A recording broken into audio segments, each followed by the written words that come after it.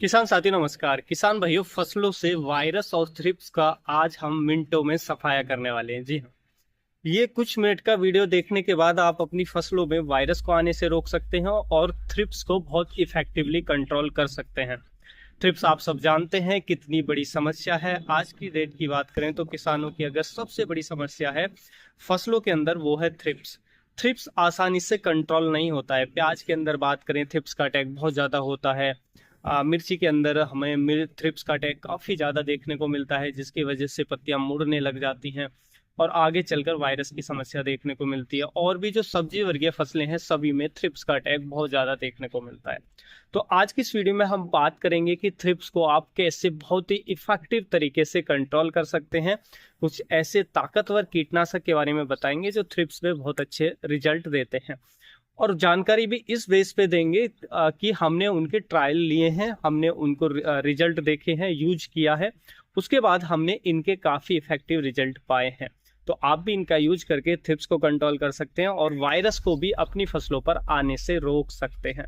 तो डिटेल में समझेंगे इस वीडियो में। वीडियो काफ़ी इन्फॉर्मेटिव होगा। वीडियो अच्छा लगे तो लाइक, शेयर एंड सब्सक्राइब करना बिल्कुल भी ना भूलें। तो चलिए जानते हैं। देखिए, आप सब जानते हैं कि थ्रिप्स क्या काम करता है। पत्तियों पर बैठता है और पत्तियों का रस चूसने का काम करता है, जिससे पत्तियां ऊपर की तरफ मुड़ना शुरू हो जाती हैं। अगर मिर्ची की फसल में देखेंगे, पत्तियों में ऊपर की तरफ मुड़ना शुरू हो जाएंगी और आगे चलकर पत्तियों में सुकड़न सी दिखाई देगी, पत्तियां छोटी पड़ जाएंगी और धीरे धीरे पत्तियों फसल में वायरस की समस्या भी हमें देखने को मिलती है, अगर हम इसको समय से कंट्रोल ना करें।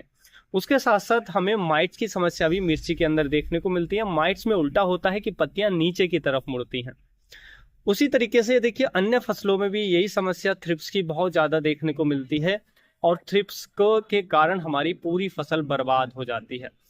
देखिए, यहाँ पे आपको ये भी समझना होगा कि हमारी फसलों में जो वायरस आता है, जो वायरस होता है, ये सीड जनित रोग होता है। यानी कि अगर इन्फेक्टेड सीड आपने लगाया है तो उसके माध्यम से फसल में वायरस आ सकता है, लेकिन इसको फैलाने का जो काम करता है, यानी कि एक प्लांट से दूसरे प्लांट में या एक किसी खेत से दूसरे खेत में फैलाने का जो काम करते हैं, वो करते हैं हमारे सकिंग पेस्ट, यानी कि रस चूसने वाले कीट। अगर हम इनको कंट्रोल कर लें समय से तो हमें वायरस की समस्या देखने को नहीं मिलेगी।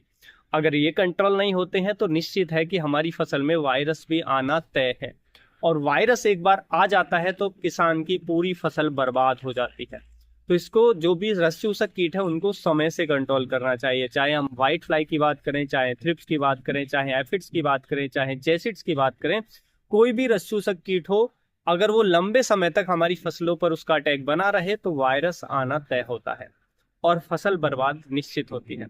देखिए, सबसे पहले हम बात करते हैं कि अगर आपने मिर्ची की फसल लगाई है, तो मिर्ची की फसल के अंदर, बैंगन की फसल के अंदर अगर थ्रिप्स का अटैक है, फ्रूट बॉरर का अटैक है, माइट्स का अटैक है, तो देखिए, मिर्ची के लिए सबसे इफेक्टिव जो दवा है इस समय, जो काफी अच्छा रिजल्ट देती है, हालांकि और भी हैं, लेकिन इसके हमने क्योंकि रिजल्ट देखे हैं, यूज किया है, तो उसके बेस पे हम जानकारी दे रहे हैं, वो है सिंजेंटा का सिमोडिस कीटनाशक। देखिए, सिमोडिस क्या है, मिर्ची के अंदर थ्रिप्स पे तो कंट्रोल देता ही देता है, साथ में माइट्स को भी कंट्रोल करता है। उसके साथ साथ फ्रूट बॉरर को भी कंट्रोल करता है, यानी कि इल्लियों का अटैक है तो उसको भी कंट्रोल करेगा। यानी कि मिर्ची के सारे कीटों को कंट्रोल करता है बहुत इफेक्टिव तरीके से। तो आप इसका स्प्रे अपनी फसल पर ले सकते हैं। ये मरोड़िया रोग मिर्ची के अंदर नहीं आने देता है। मिर्ची की फसल है, शिमला मिर्ची की फसल है, तो मरोड़िया रोग को नहीं आने देगा, जिसको लीफ कर्ल वायरस कहते हैं। क्यों नहीं आने देगा? क्योंकि ये थ्रिप्स को भी कंट्रोल करता है और माइट्स को भी कंट्रोल करता है, और वो दोनों को बहुत इफेक्टिव तरीके से कंट्रोल करता है। आप एक इसका स्प्रे कर दीजिएगा, थ्रिप्स और माइट्स आपका बहुत अच्छे से कंट्रोल हो जाएगा। पत्तियां, नई ग्रोथ शुरू हो जाएगी। आप देखेंगे 1 हफ्ते के बाद नई पत्तियां आना शुरू हो जाएंगी और उनमें सिकुड़न नहीं होगी, वो हेल्दी पत्तियां आपको देखने को मिलेंगी। तो अगर हम हमारी फसलों में अगर मिर्ची की बात करें तो जो मरोड़िया रोग आने का कारण यही होता है, थ्रिप्स और माइट्स, और वही हमारे कंट्रोल हो जाए तो वो नहीं आता है। तो मिर्ची के लिए काफी इफेक्टिव है, सिमोडिस का आप जरूर उपयोग कर सकते हैं। उसके साथ साथ अगर हम बात करें अन्य फसलों की, तो आप बैंगन की फसल में, टमाटर की फसल के अंदर सिमोडिस का इस्तेमाल कर सकते हैं, और भी बहुत सारी फसलों के अंदर यूज किया जा सकता है। उसके साथ साथ मान लीजिए एक और, अगर हम कॉम्बिनेशन की बात करें कि अन्य वेजिटेबल्स क्रॉप हैं, तो उनमें एक शानदार कॉम्बिनेशन मैं आपको बताता हूँ।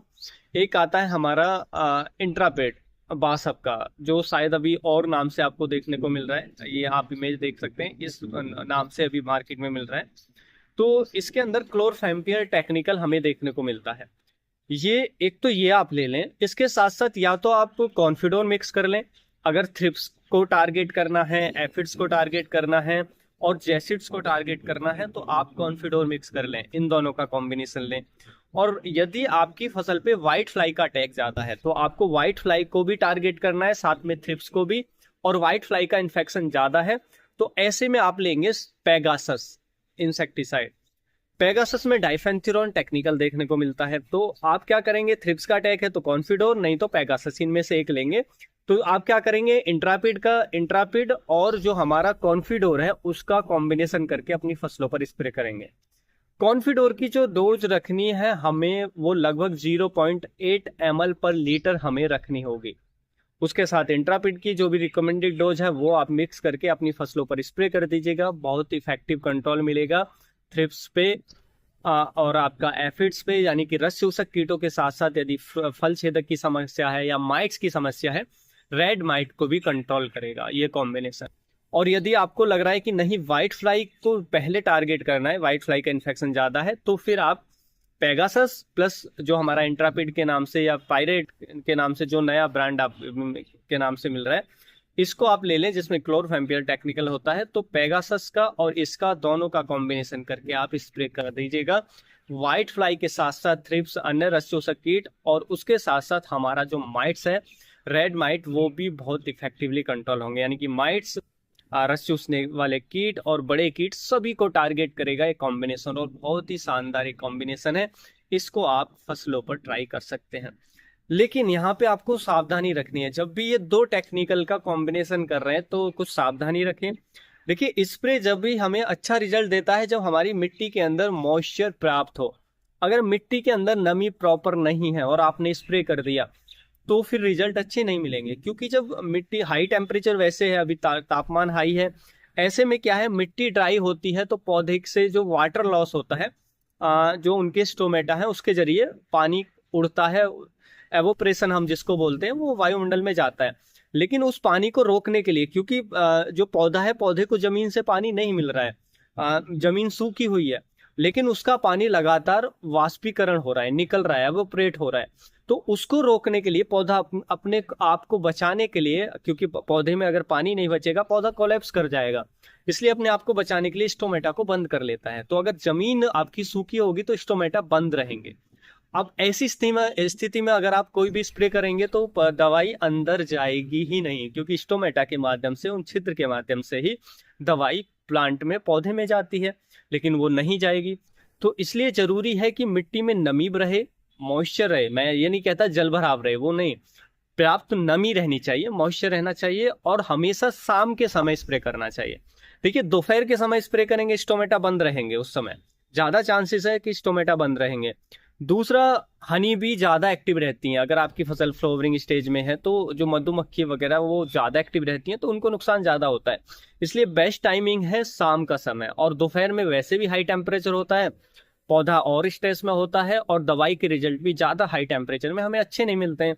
इसलिए सबसे बेस्ट समय है शाम के समय करें, और प्राप्त मॉइस्चर मिट्टी में रखें, उसके बाद ही आप स्प्रे करें। तो आप इनका यूज करके अपनी फसलों पर इन जो रस चूसक कीट हैं इनको कंट्रोल कर सकते हैं, और ये कंट्रोल हो जाते हैं तो वायरस आपको देखने को ही नहीं मिलेगा अपनी फसल के अंदर। उम्मीद है किसान भाइयों, जो आज की जानकारी है आपको अच्छी लगी हो। फिर मिलेंगे हम आपको एक नई वीडियो में नई जानकारी के साथ। तब तक के लिए आप अपना ख्याल रखें। धन्यवाद।